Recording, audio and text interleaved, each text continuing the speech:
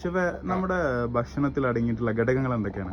ഭക്ഷണത്തിൽ പ്രധാനമായിട്ടും carbohydrates, proteins, vitamins, minerals, fats, ഈ അഞ്ചാണ് പ്രധാനമായിട്ടും അടങ്ങിയിട്ടുള്ളത്.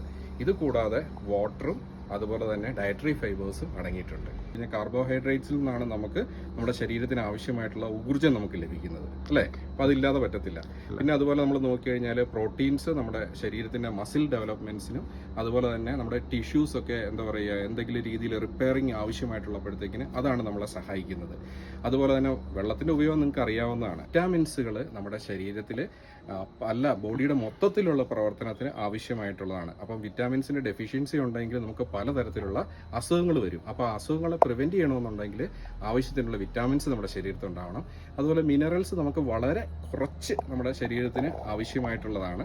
എങ്കിലും അത് കൃത്യമായിട്ടുള്ള ഒരു അളവിൽ നമ്മുടെ ശരീരത്തിലേക്ക് നമുക്ക് കിട്ടുന്ന അല്ലെങ്കിൽ നമ്മൾ കഴിക്കുന്ന ആഹാരത്തിൽ നിന്ന് നമുക്ക് ലഭ്യമാക്കേണ്ടതാണ്. ഓക്കെ.